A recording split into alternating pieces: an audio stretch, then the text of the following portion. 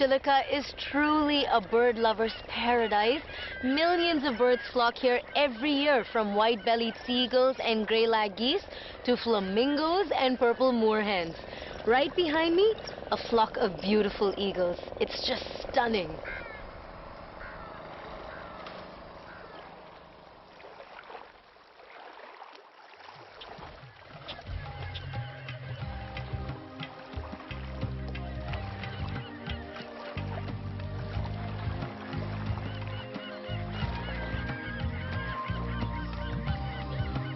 Chilika is designated as a Ramsar site, or a wetland of international importance. This place is home to over 200 species of fish, as well as a huge variety of aquaflora and non-aquatic plants. What I love about Chilika? The fact that there's tiny islands all over the place. This here is Beacon Island, and it's an architectural marvel in its own right. First, it's built on a submerged mass of rock. And second, it was built while the water level was as high as it is today.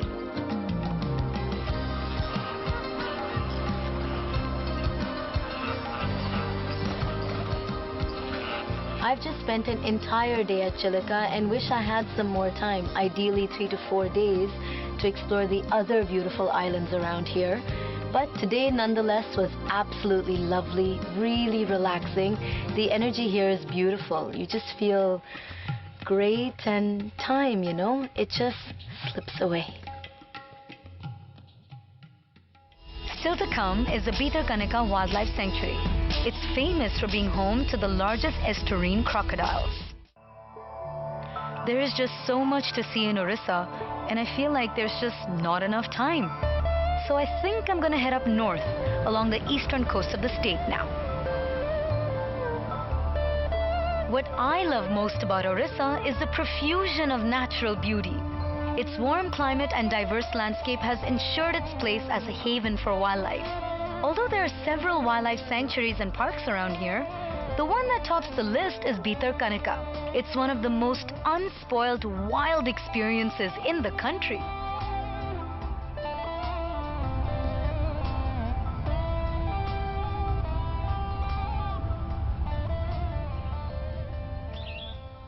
Watching the spotted deer and the monkeys in their natural habitat is so wonderful. In fact, there are many reasons why the Bhitarkanika Sanctuary is a hot favorite with naturalists.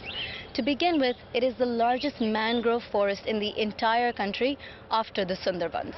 It's also really famous for being the nesting ground for millions of endangered olive ridley turtles. And finally, the estuarine crocodiles of Bhitarkanika? Well, they hold the distinction of being the largest species of its kind, according to the Guinness Book of World Records.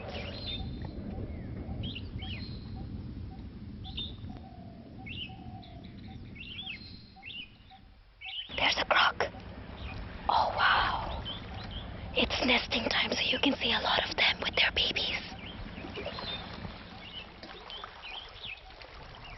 Today, it's sunny and beautiful, and since the tide is low, I can actually see many crocs sunbathing on the banks. Some are over 6 meters in length, but they're pretty shy creatures. The slightest whiff of human presence, like our approaching boat, makes them quickly slink away into the water.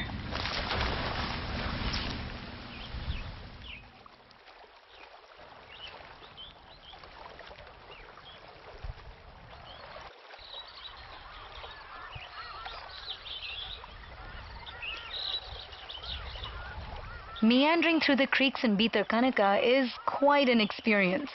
It's a complete birdwatcher's paradise. This place is flooded with over 170 species of resident and migratory birds. Kingfishers, painted storks, even Argentine storks are around here. It's absolutely beautiful.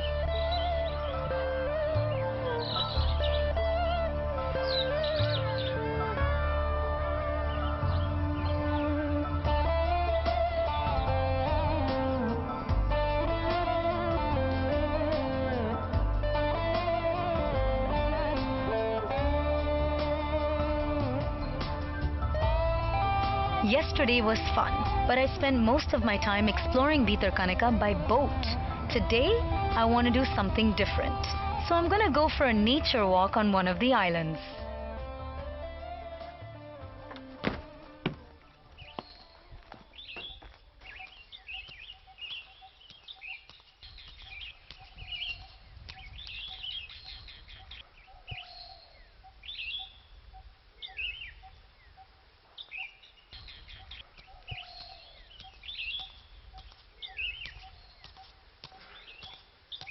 What a welcome relief from the overcrowded parks and sanctuaries, which are always bustling with people and vehicles. That's what I love about Bhitarkanika.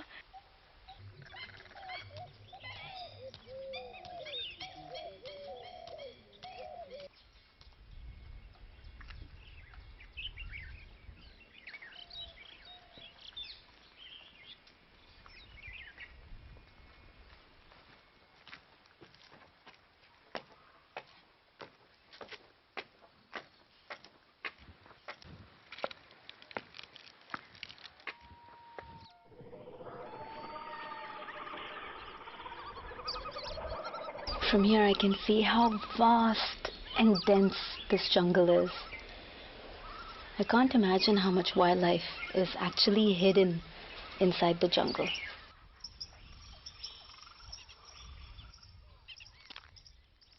Here, it's possible to be just one with nature, truly absorbing the sights and sounds of this pristine island.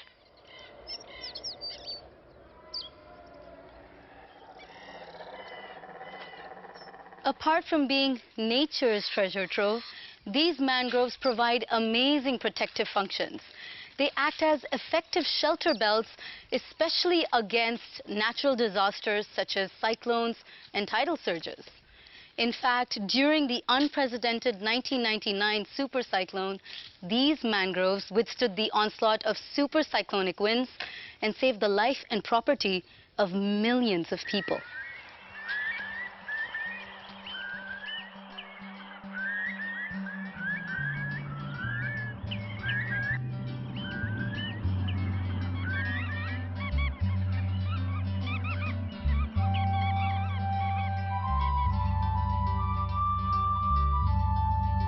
Could have easily spent more than a couple of days nestled in nature in Bhitarkanika, enjoying the wildlife, the weather.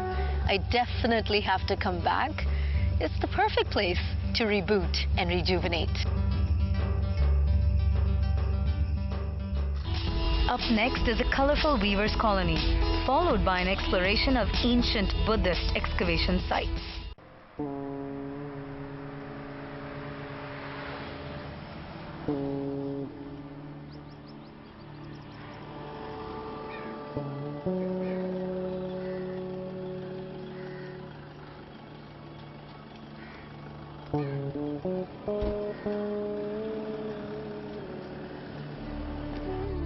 Orissa has a rich tradition in handlooms.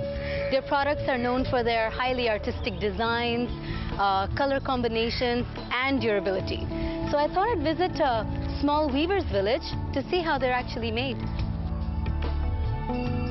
I'm at a village called Buddha Jayantipur in Nuapatna, which is famous for using centuries of tradition woven into cloth. This is the one place where you'll find many of the weavers using the old style of weaving, which they've been doing for generations. But their most famous style is the tie and dye pattern here, which is popularly known as ikat.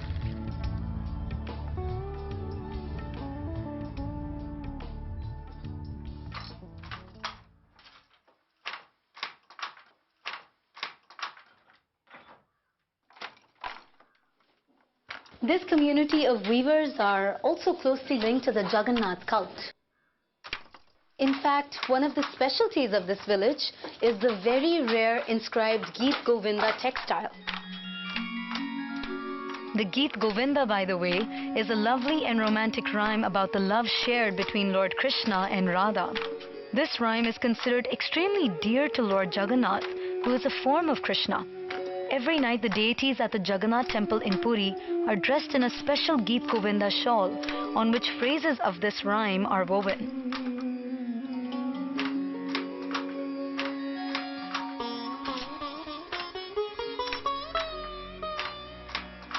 Traditionally, only 3 alternating colors were used in the Geet Govinda textile: green for Balabhadra, red for Subhadra, and yellow for Jagannath.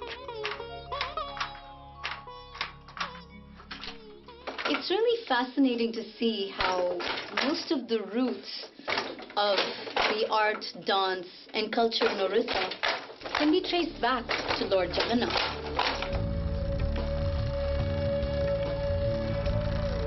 cloth is still woven here on pit looms, and the design takes the form of horizontal stripes. The motifs are mainly floral and have fish or animals which are highly stylized. Traditionally, the fabric was only made of silk, but with time, the weavers also started using their techniques on cotton. The process of making the beautiful ikat fabric is very arduous and requires great skill. The first step is to dye the yarn by successively wrapping and tying different sections of the bundle and then applying one color at a time. This way, the dye penetrates the exposed sections and does not touch the wrapped ones. The color scheme is predetermined with extraordinary precision, so that when the dyed threads are woven together, the design appears in the finished textile as if by magic.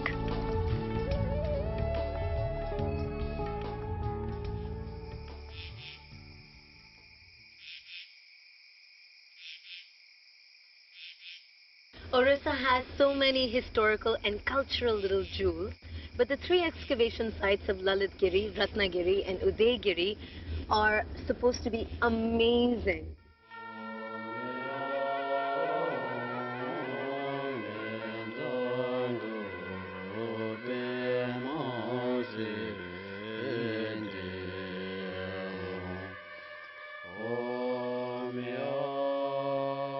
First Buddhist excavation site I'm visiting is called Lalitgiri. It dates back to the 1st century. It climbed up the ladder of sacred importance during the 1980s when relic caskets were found inside a stupa. Many people believe that the fragments of the bone that were found inside these caskets were that of the Lord Buddha himself.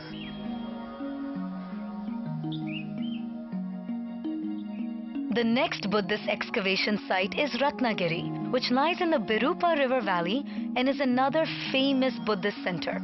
A large excavation has unearthed 2 large monasteries, a big stupa, Buddhist shrines, sculptures, and a large number of votive stupas.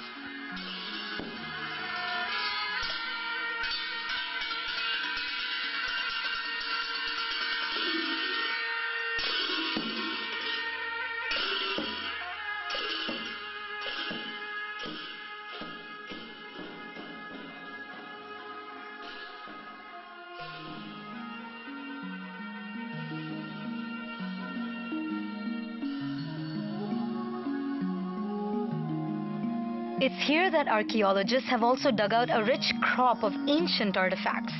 Some of the highlights are the large Buddha and a host of idols of the Buddhist pantheon. In fact, this head of the Buddha indicates the colossal nature of the original pieces. The excavations here reveal that this Buddhist center was built way back in the 6th century.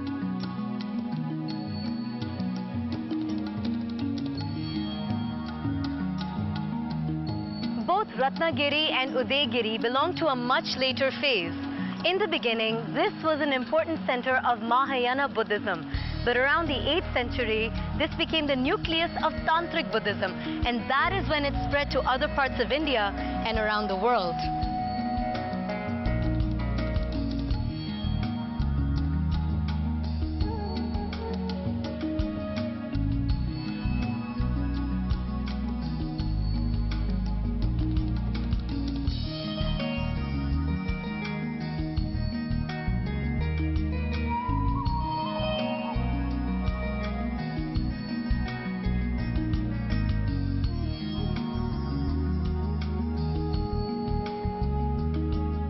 This is the last site of the Diamond Triangle. It's called Udaygiri. It's the largest Buddhist complex in Orissa, and recent excavations have revealed the ancient name of the monastery as Madhavpur Mahavihar.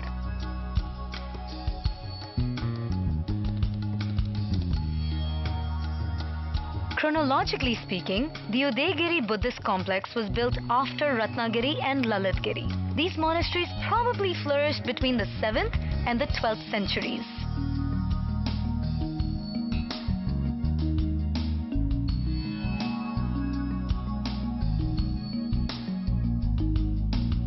The excavations brought to light a sprawling complex of 2 brick monasteries, a brick stupa, a stepped stone well, and rock-cut sculptures.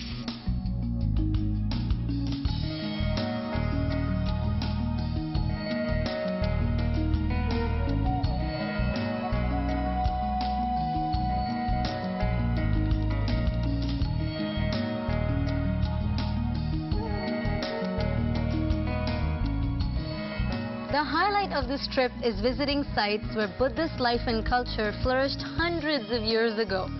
Broken pieces of sculpture in ancient ruins are unbelievably exciting. But the unexcavated areas are what will really be a mystery for art lovers and archaeologists for some time to come.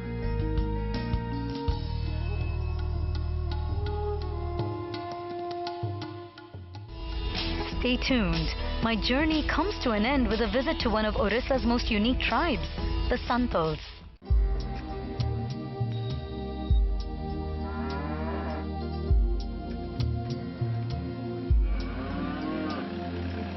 Orissa has numerous tribes that comprise more than a quarter of the state's population. Many of them have now adapted to the mainstream Indian lifestyle, but some have managed to carefully preserve their distinct way of life.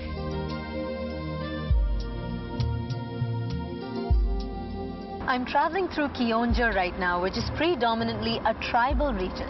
In fact, one of their oldest and most distinct tribes are known as the Santals, and they belong to the pre-Aryan period.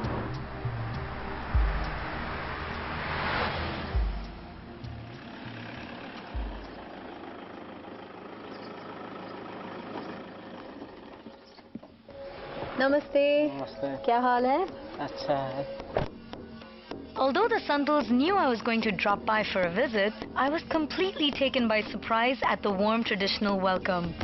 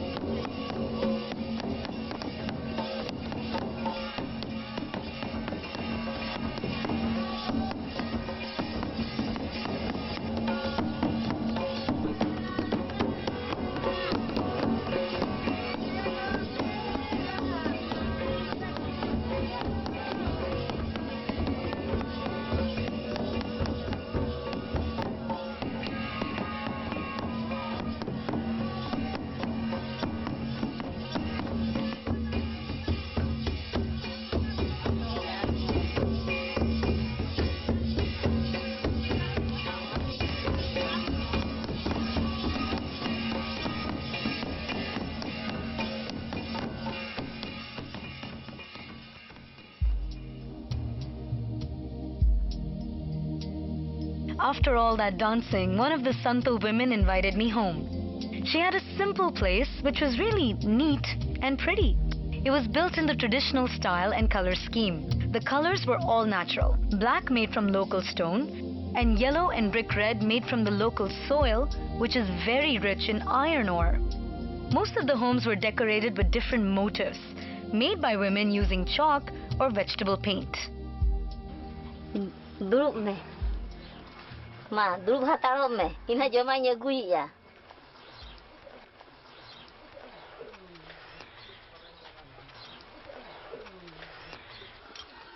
Ndak ono ngadin.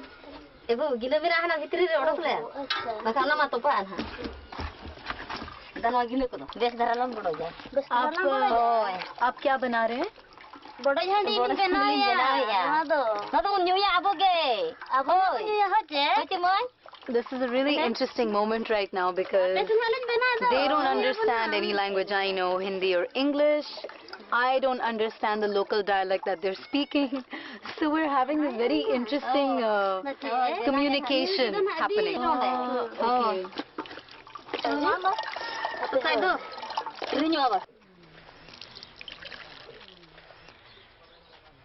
Ne beti nyo ka me arti se bam hijo na hai. Shukriya. E baba re, e beti ek khem hadi bin nyo. Ai wa se ka bu nyo ape ji. Aru chop kana aru chop. Ne beti jam aru chop. Le no to ya. Arti se ha ba. Arti se na mami ka bache. Odisha bhi la. I'm having such a great time. What a great way to spend the afternoon with the girls of the village or the ladies of the village. We have no idea what we are all saying, but we're having a lot of fun.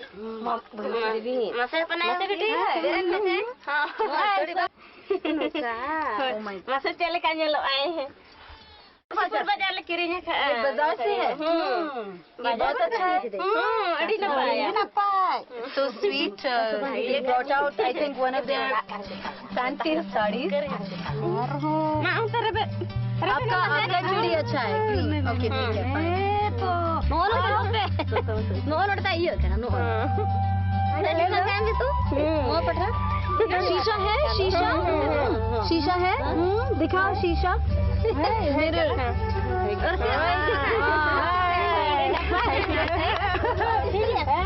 चलो मैं भाग रही हूँ bye Orissa was absolutely amazing. It stretched and satiated my wanderlust to the hilt. There are beaches, wildlife, heritage, art, culture. It has everything rolled into this one state. So if you're bitten by the travel bug and you're wondering where to go, pack your bags and head to Orissa, the divine land.